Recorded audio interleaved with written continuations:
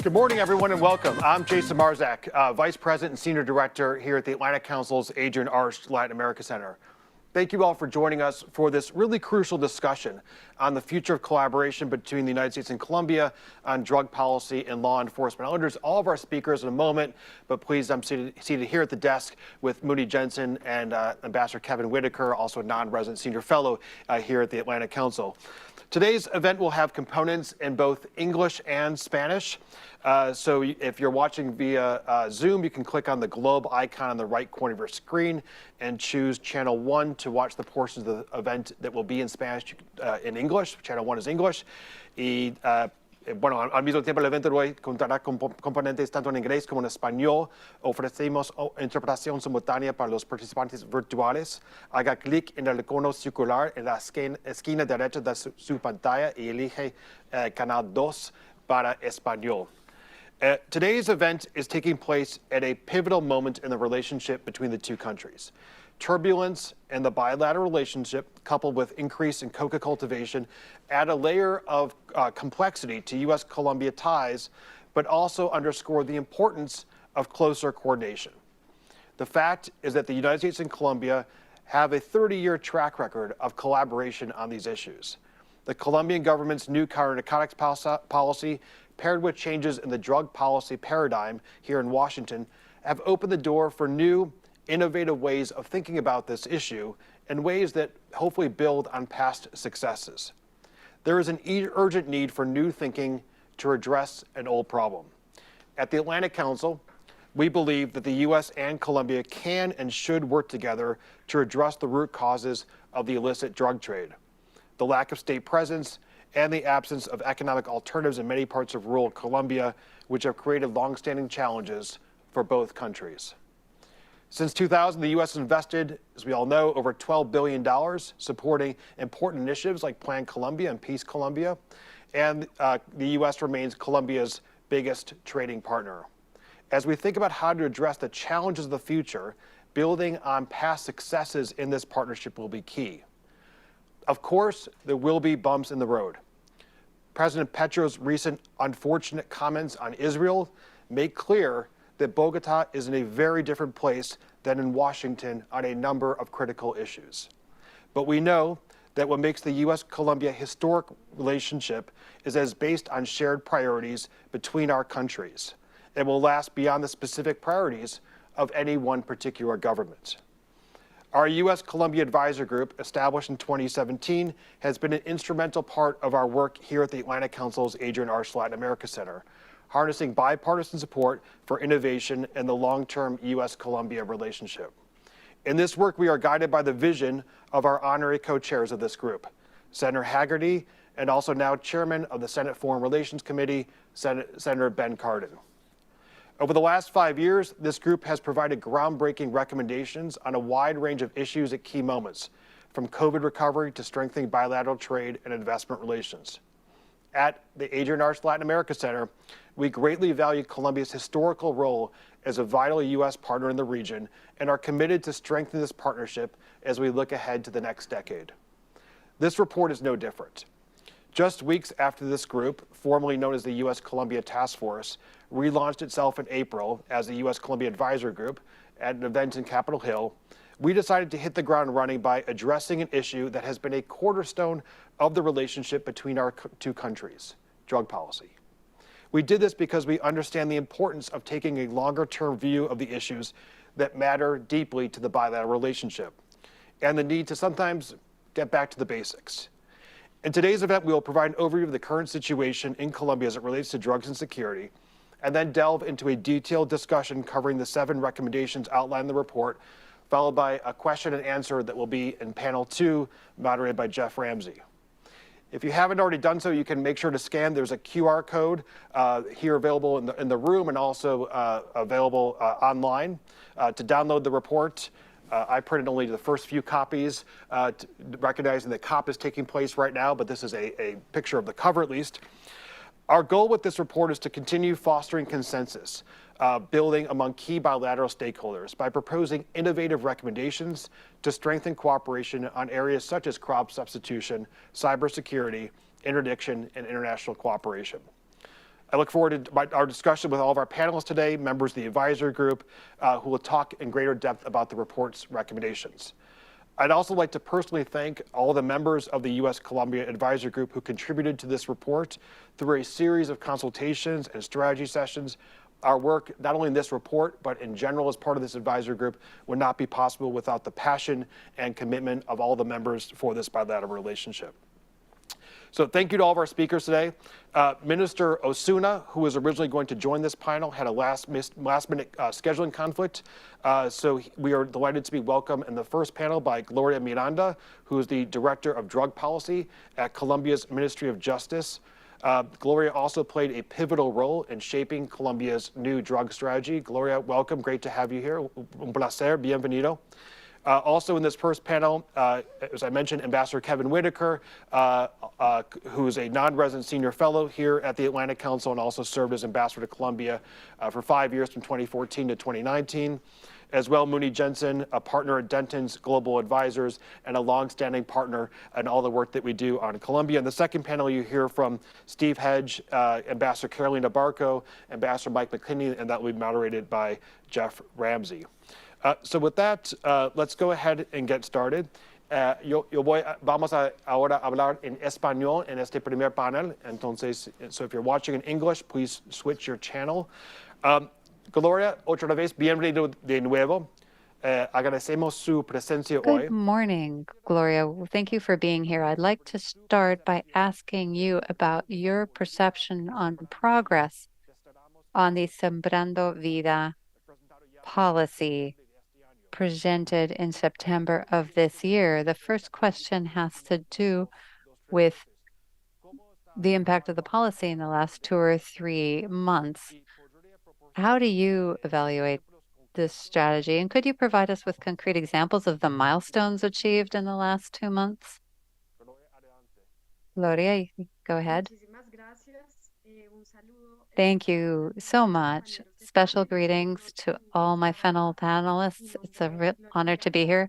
I'm Gloria Miranda, Director for Anti-Drug Policy in Colombia. As you just indicated, we launched our policy about 2 months ago, and over this time, we have seen some progress, building on progress that had occurred prior. Recall that the Colombian policy has 2 key blocks. The first has to do with oxygen. We want a transition to licit crops, especially for indigenous populations that have relied on the economy, the drug economy, starting with marijuana last century and now coca. And in these 2 months, I'd say that we've had concrete advances to answer your question. The Ministry of Justice has launched a strategy called the Project Bank, Banco de Proyectos, designed to help indigenous and rural communities in remote areas so that they can transition to a legal economy. We have production projects involving coffee, cocoa. The Agriculture Ministry is for the first time getting involved in this, which is really good news. And we have a special budget called Frisco, which takes the proceeds from drug trafficking, and some 85 billion Colombian pesos are going to the Ministry of Agriculture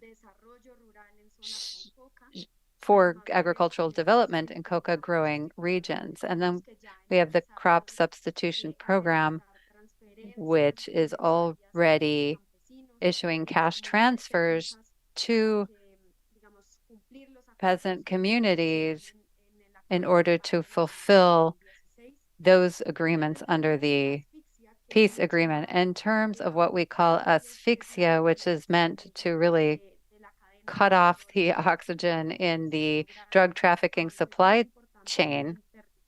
There has been progress in both maritime, river, and air interdictions where results have been better compared to the previous year. So just to finish answering your question, I think Colombia is on track. We are focusing heavily on rural development without abandoning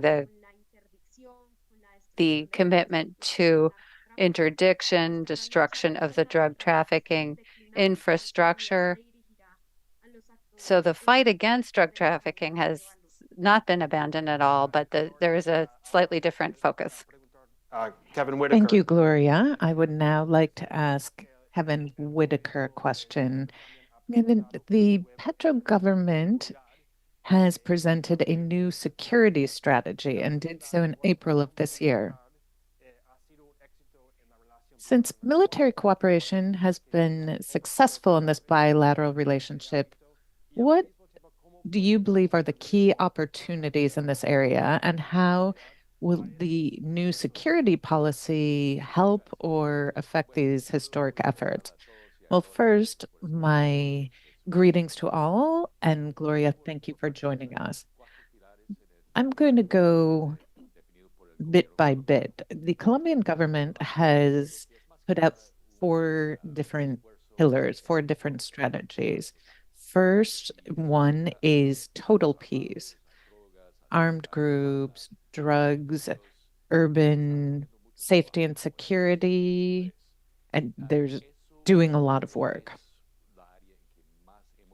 This is the area where we have focused most as a nation in the past and can continue to do so in the future. What's important is to not lose sight of, and I'm going to use a term a bit different, that's a bit different. Gloria talked about asphyxia. I'm going to talk about persuasion and deterrence. The idea is to persuade criminal elements from abandoning that life, but there are criminal elements who have decided that they do not want to abandon criminal life or a life of crime. There are law enforcement actions taken against these groups and interdiction, which have been important in the past for both Colombia and the United States. Secondly, we have to tackle deforestation and increase biodiversity. This is extremely important. Colombia is one of the most biodiverse countries in the world. To do this well and use the Ministry of Defense, two things have to be true.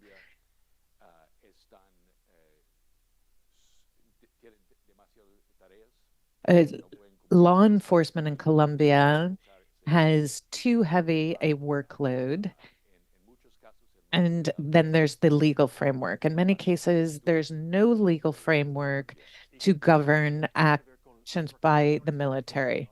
And all of this ties back to the report's recommendations. And once again, this report has many ideas, and Kevin is sharing some of those. Right. This is quite consistent with Colombia's new strategy and with this report we're launching today. Territorial integrity and sovereignty might seem like something from the past century, but law enforcement is tasked with defending, and the military defending Colombia's sovereignty. It's not that they're envisioning an invasion by Ecuador or Venezuela. The issue is that instability in the border areas with Venezuela are a threat to both countries and even to the United States. The violence there includes increased drug trafficking, human trafficking. Minister Velasquez recently met with his counterpart. There are relations and connections between Venezuela and Colombia at that level.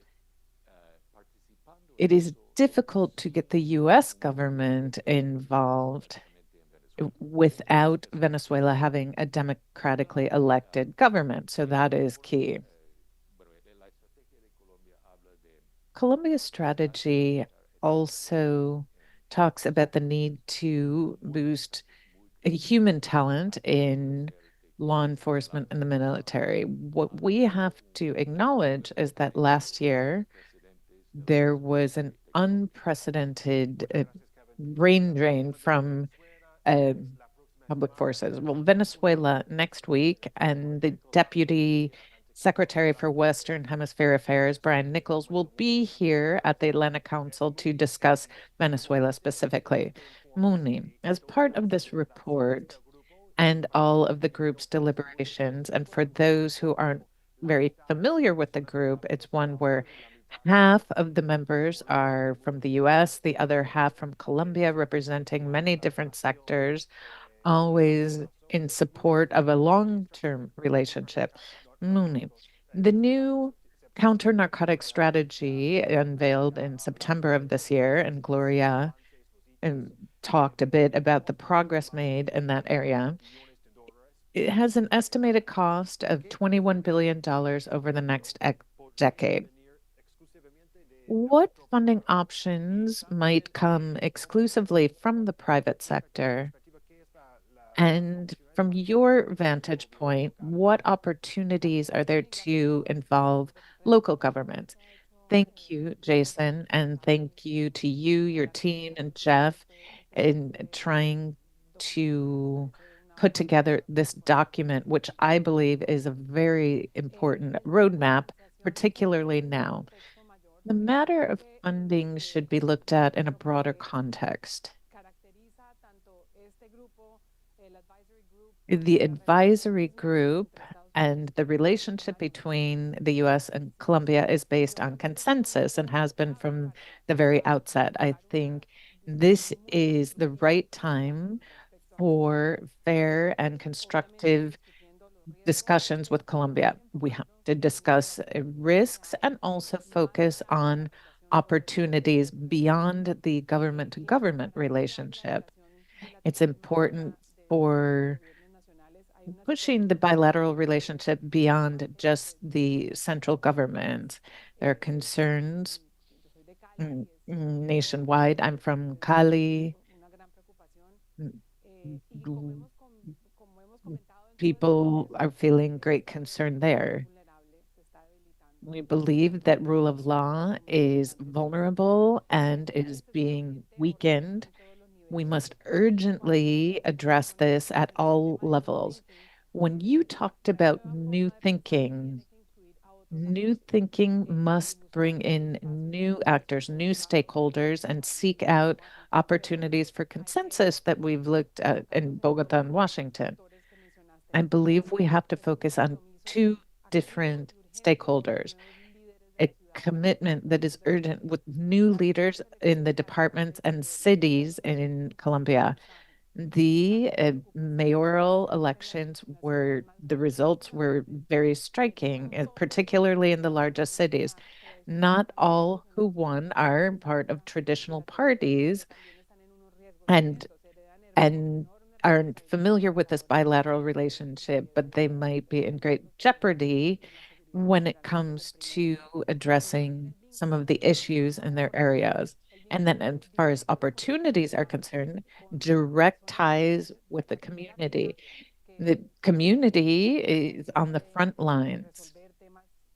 They have to deal with economic, social, health related uh, uh, matters. In many cases, there are problems with solid waste, with other issues. There are areas where there have been failures. We can't allow for failure. There are opportunities for direct interaction between local leaders from the US and Colombia. They can talk about electromobility, they can talk about health. There are great opportunities. And then the private sector. The the private sector has supported this bilateral relationship all along the way. We have to strengthen that. And they have been very resilient, and US companies in Colombia are very resilient. They've gone through difficult times, but they've never left. And so we want the private sector to become another vehicle of consensus. Colombian companies are also on the front lines in many cases. They are have direct relationships in all cases with the community. We have to focus on broadening the relations between the two countries at different levels and with different groups. I believe the situation can be mitigated if we take that approach. Ambassador Mordillo, we wanted to recognize the presence of the Embassy of Colombia, other ambassadors here in the Atlantic Council studio. Gloria, we've got about 5 minutes left. I was wondering what the reaction has been in your discussions with your counterparts here in Washington as far as the new anti-drug policy is concerned. At the same time, what would some of the most important steps be that are being planned to push this strategy forward and looking forward to 2024? Thank you for that question. Our discussions with our counterparts in the United States have been very productive. We have underscored the importance of the historic partnership and alliance between the US and Colombia, and have particularly focused on the area of drug trafficking and law enforcement. There's great synergy and a holistic focus on this strategy and from both administrations, particularly in our new strategy. As I noted a few moments ago, we need to have differentiated treatment for those who are involved in the illegal market. I think the US has agreed with that approach, not just this administration, but for many administrations now. We do agree that the military and punitive actions have to be taken against the highest rungs of the drug supply chain. Something else that's key for our administration, the Petro administration and the Biden administration, are environment and gender. We agree there. There's deep agreement. This entire illegal market that surrounds uh, drug trafficking in El Choco and the Amazon, and that has been more impacted. So we're working with this with greater energy. Our policies have to have a gender focus because women have suffered disproportionately in the drug market and the marketing, the trafficking, and even drug use. Our discussions have been very productive. Of course, sometimes we have differences on certain points, but I think that that's natural. When we talk about the anti-drug policies, I believe that the US and Colombia continue to be very strong allies. Colombia is committed to addressing this phenomenon, but our approach is human rights centered. And thank you very much, Gloria. We have very little time left. I do have a very quick question for both Kevin and Muni. And considering the 7 recommendations we have in the report, in your opinion, what would be the greatest opportunity or the greatest challenge with or without implementation? Because now, oh, and here we write the reports, but now we're going to devote our efforts to implementation of the recommendations. What do you think the great opportunity or the great challenge is when it comes to the implementation of these recommendations? First, Kevin, and then Muni. Please, very brief answer. Yo creo que lo de nearshoring es muy apto. Hay Well, muchos stealing Mooney's idea, I think nearshoring is a wonderful opportunity, particularly with regard to Colombia. There's human capital, there's interest in investment. By way of example, when I was the ambassador to Colombia, we fast-tracked the exports of Hass avocados for the first time. This year, they're going to be exporting $100 million worth. So there are many opportunities like that, and we have to seize them. And security is important to make that happen, right, Mooney? It's a virtuous circle. It's self-reinforcing. When there's economic activity that stimulates investment, production, and that then there's the ability to fund major projects. So that combination with the private sector can really facilitate improvements to the situation. Thank you so much. Once again, I'd like to say thanks to Gloria Miranda for joining us at the last minute on this panel. Of course, thank you to Kevin Whitaker and Mooney Jensen. We're going to have a quick transition now to our next panel, moderated by Senior Fellow Jeff Ramsey and a new set of panelists. So I'll let Jeff introduce them when the time comes. Thank you.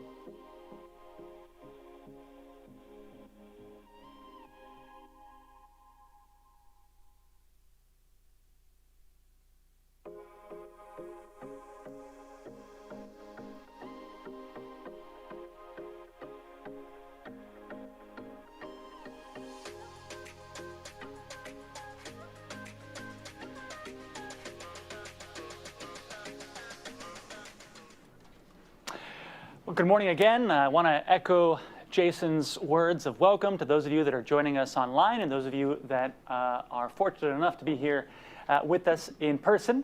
I want to thank you for being with us for a conversation on US-Colombia relations on a busy Thursday morning. I also want to emphasize how grateful we are to the advisory group members for their role in putting this report together, including those of you on this panel who I'll introduce in a moment, as well as many others who I see in the audience who played a key role in shaping its recommendations. We're also especially grateful to our honorary co-chairs, Senators Ben Cardin and Bill Hagerty, for their bipartisan leadership in deepening the US-Colombia relationship, as well as in highlighting concerns about the future of that relationship moving forward. This report, which is available at atlanticcouncil.org, and those of you here in the room, please feel free to scan the QR codes that are on those pillars over there to get a look at the report and its recommendations. It was the result of months of research and consultation following a private meeting of the US-Colombia Advisory Group back in July in the US Capitol. It builds off of public data as well as in-depth interviews with US, Colombian, and UN experts and officials. I'm not going to go into detail on all of the report's findings here. You'll have to read the report for that.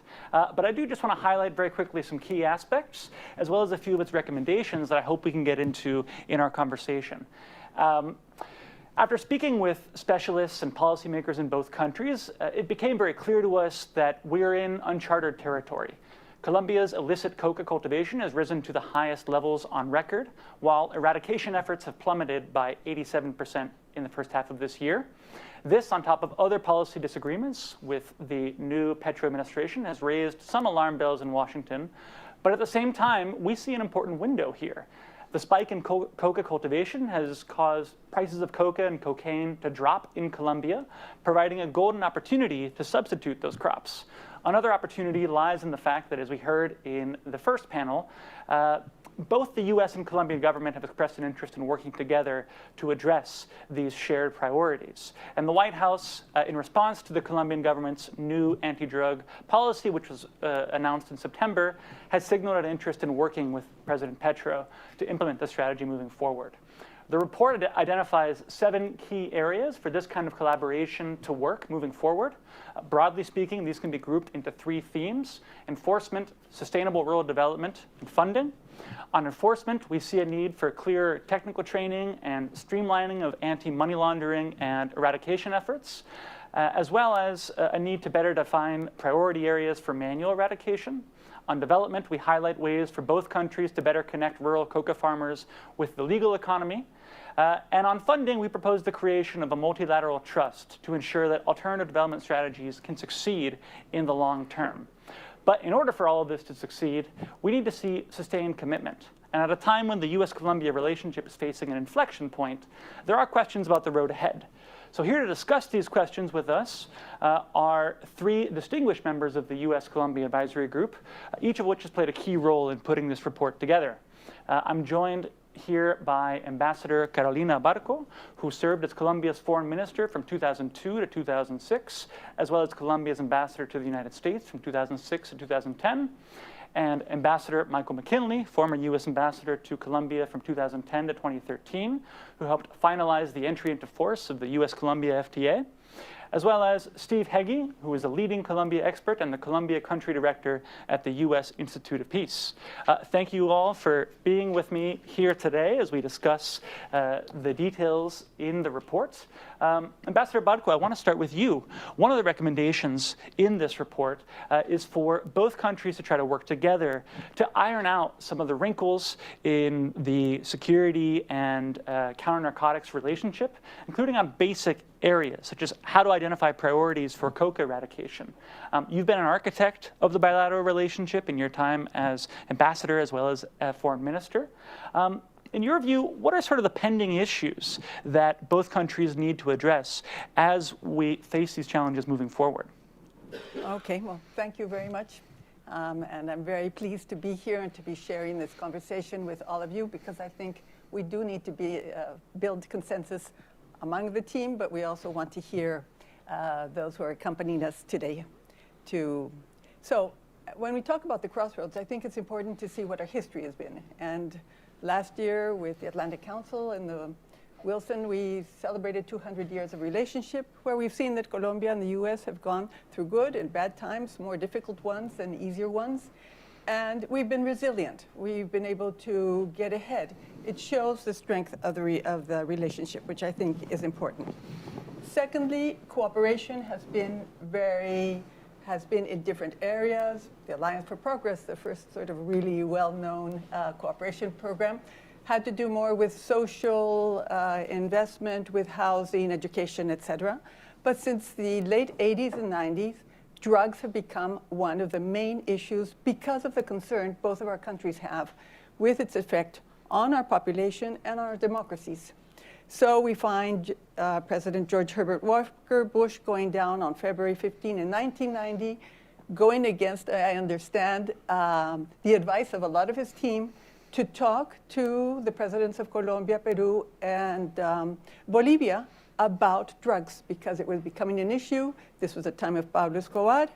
And he came back and proposed the Andean trade preferences. So here we start finding a cooperation that's based on very specific kinds of reactions, but addresses basically supply.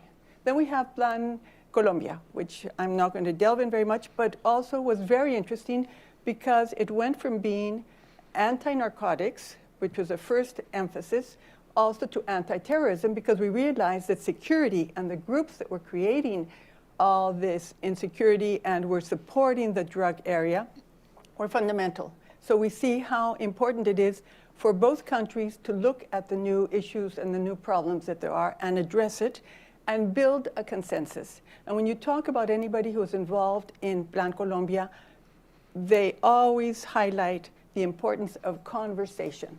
Conversation between the two governments, between different bodies, creating a bilateral relationship. So I think this is one of the lessons that we have to learn and keep in mind as we build this consensus. Because clearly we're now at a crossroads. We are in a situation where we are now with a higher understanding that the war on drugs, as was originally planned, did not work, and that we have to have a much more holistic approach, and that addressing issues of supply and demand become important.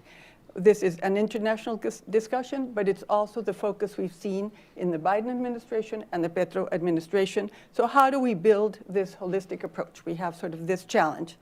Secondly, we have a completely different global drug landscape.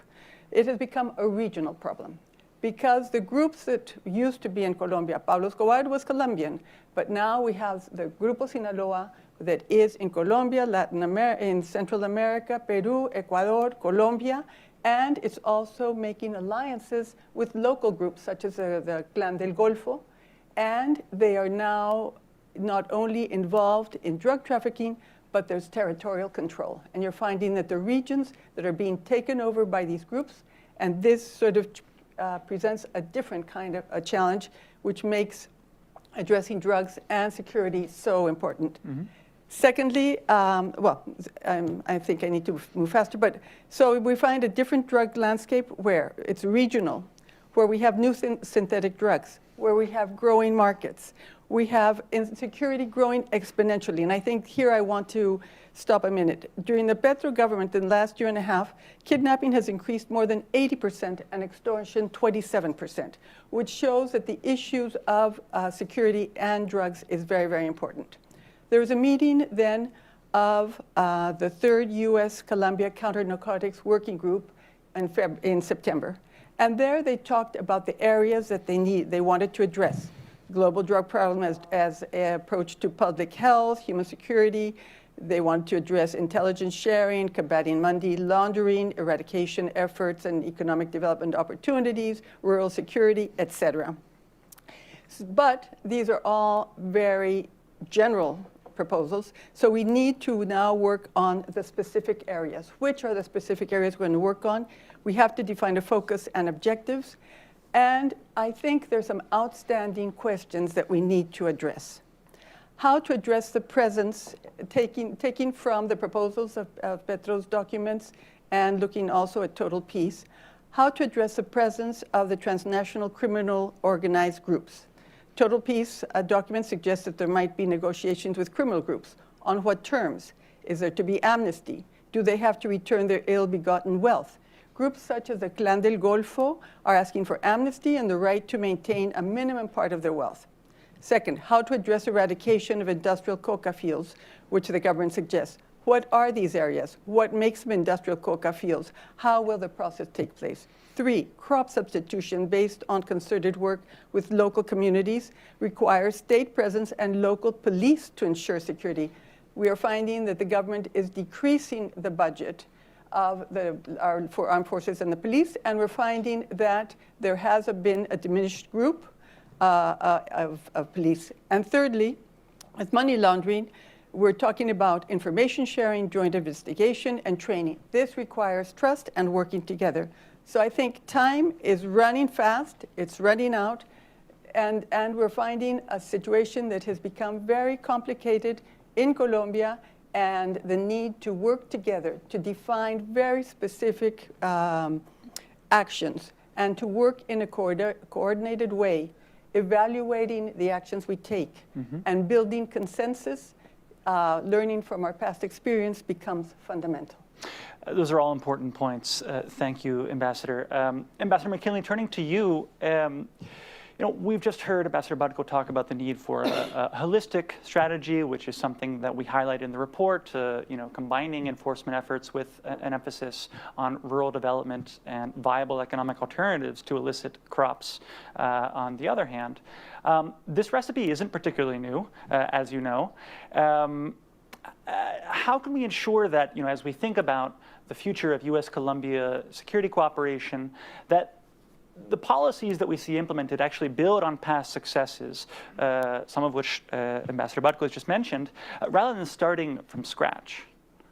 Well, Jeff, thank you for having me here. And first, congratulations to you, Isabel, the team, in pulling together a report, which, for those of you in the audience, virtual and in person, really required pulling together very different points of view, a very frank discussion, an acknowledgement of the differences that are surfacing between how Washington now perceives the issue and the policies that the Colombian government is carrying out. And certainly Ambassador Barco, I think, has framed the discussion and the challenges going forward in terrific fashion, which means it's difficult for me to give you some new points to think about in this discussion, but I'll try. So first, I'll pick up on the point that we're at a crossroads. And to look at this moment as simply another continuation, revamping, restructuring, modernization of counter-narcotics policies, I think is to underplay the significance of the importance of finding a way forward that has an impact. The second point I'd make is that Colombia, again, as Ambassador Barco has laid out, is not alone in the region in facing a different paradigm. The different paradigm is a result both of government policies. It's not just Colombia. We've seen it in Mexico, we've seen it in Peru and other countries, changing attitude towards how to approach local cultivation and use of certain drugs, and that has an impact on how counter-narcotics policy is carried forward. But as well, what we've been seeing from Mexico down to Chile and Argentina, which aren't places we usually speak about in terms of challenges of transnational crime and drug trafficking, there's a transformation underway of international drug trade. And it's having really an extraordinary impact that I don't think we've really seen since the 1980s and early 1990s in the Latin American context. And it's a challenge to the state as well as to efforts to control transnational criminal organizations. It reflects in Colombia the presence of very strong national Colombian criminal organizations. And as Ambassador Whitaker pointed out, let's not sugarcoat it. That border with Venezuela is not only porous, but armed groups with obviously some kind of acceptance from the Venezuelan government operate across the borders, and they're not just engaged in terrorist activities, they're heavily engaged in the counter-narcotics. And I don't think we can discuss, excuse me, the situation in Colombia without taking into account just how much Venezuela is part of the problem, and the government in Venezuela is part of the problem. As we look at the recommendations in the report, what I would suggest is that, from my perspective, what's striking is that of the 7 recommendations, 5 of them are clearly focused on law enforcement. So as the question, which I think faces both the governments of Colombia and the United States, is the extent to which we're going to revamp that security cooperation. And frankly, in the changed environment we're talking about, it's not simply more of doing the same. If you read the report superficially, you could say, well, we've tried this for 25 years. We could argue this is cyclical, and we have to revamp each time the cycle trends upwards in terms of challenges. I would suggest that's not the case. What we have now is a direct challenge to state authority. We have a remarkable shift in how the counter-narcotics market manifests itself both regionally and internationally. I would suggest that the collapse of coca prices is going to have 0 effect on promoting alternative development in a world in which there's challenges like the war in Ukraine, Israel, Gaza, geopolitical concerns, climate change. There's going to be less money available, less focus on the counter-narcotics elements. And so moving forward, there really has to we all have to arrive at a consensus on what's possible. I would suggest right now the primary challenge is law enforcement, strengthening it, as Ambassador Whitaker pointed out, working with the Colombian public security forces in a much more proactive way, and that requires also proactive engagement from the Colombian government. And in the medium term, take a look at what alternative development looks like. But until you have security, until insurgent groups put down their arms, until there's greater challenge to national criminal organizations in more isolated parts of the country, it will be a challenge to get alternative development programs off the ground, even with resource commitments. Thank you, Ambassador. I think that's a frank and honest assessment of some of the difficulties that we're facing, and I think you've hit the nail on the head. We at the Atlantic Council and the US-Colombia Advisory Group, we seek not only to deepen the relationship between our two countries, but also to highlight obstacles in the furtherance of that relationship. So I think you've identified several key challenges there. I want to turn to you, Steve. One thing that we also highlighted in the report is sort of the opportunity here. We see that cocaine and coca prices are dropping in Colombia now that coca cultivation has skyrocketed.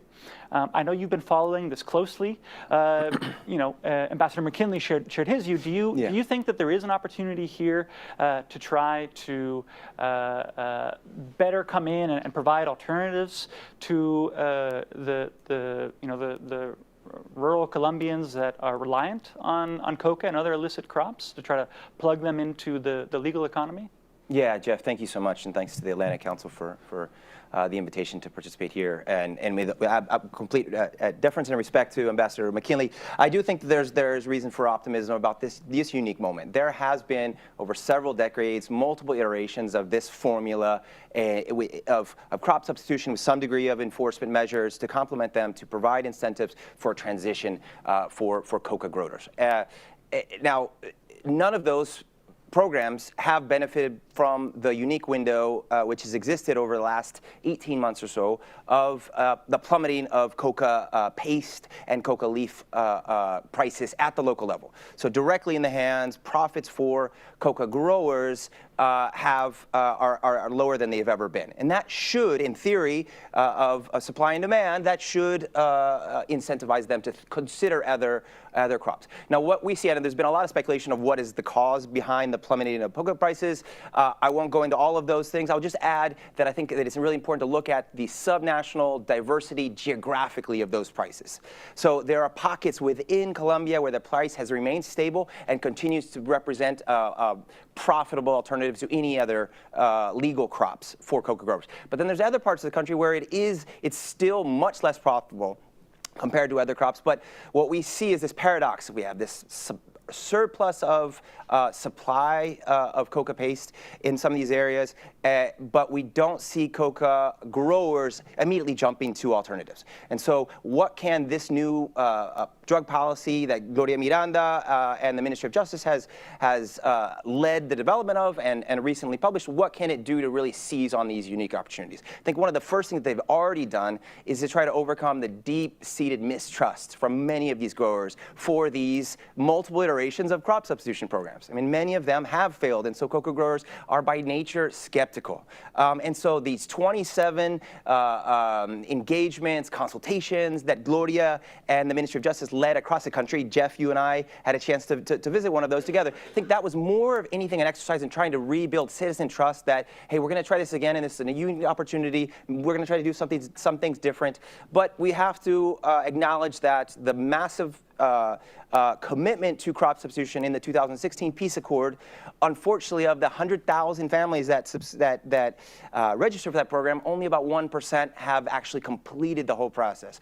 So there's a lot of skepticism there. The consultations will be really important, but it'll also be really critical to focus on the regions, and the policy outlines this. Focus on the regions where there's really an influx of coca crop, and there's potentially an inflection point in Meta, Guaviare, Caquetá, and Chocó.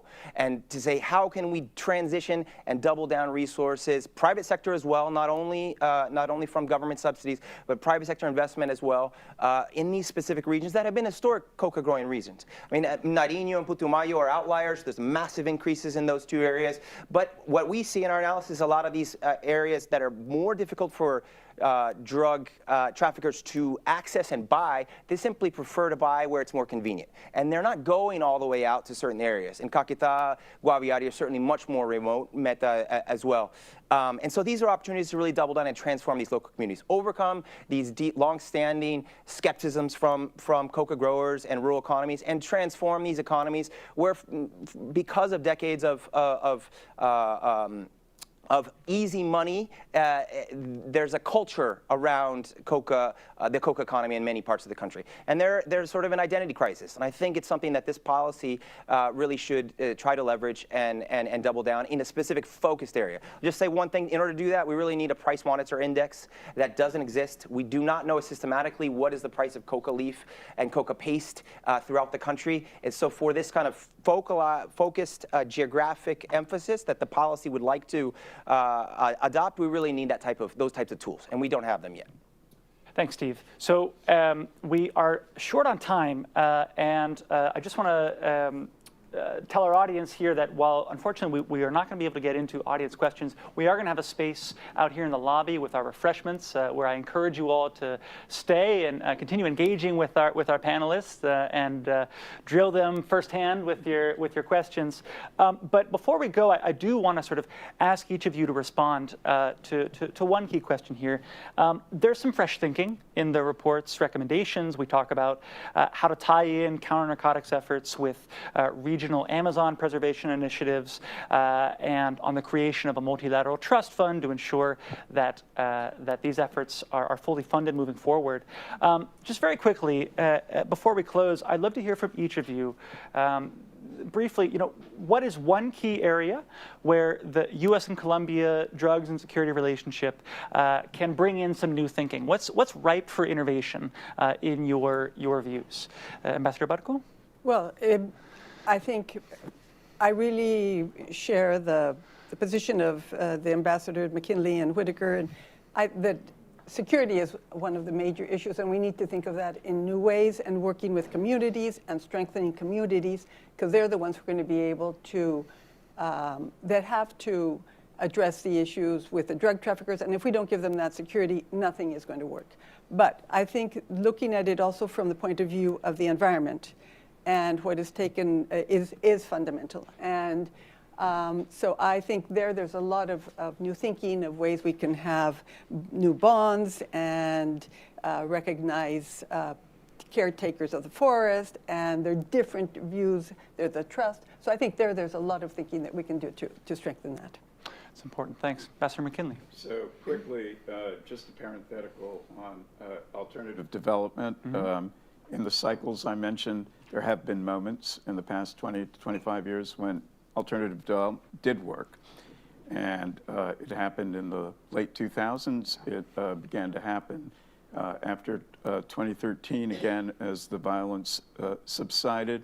And each time the move forward faced a couple of steps back. And so as we look at the current moment, I think both the United States and Colombia maybe looking at a lessons learned on what the challenges were on trying to move forward is important. The second issue is, as has been mentioned, is quite rightly focused on resources. And to be pragmatic about this, alternative development will benefit from the focus on climate change and preservation of the Amazon. I do believe the Colombian government and other governments in Latin America, with the pitch they made in the meeting in Brazil, I believe it was August, for much greater engagement by the international community on Amazon preservation funds and fighting illegal deforestation and illegal mining. Absolutely the way to go. And I think that may be a profitable area for discussion between our two governments going forward. That's a good point. Steve? Certainly the environmental issues are a real point of consensus between the current Biden administration and the Petro administration.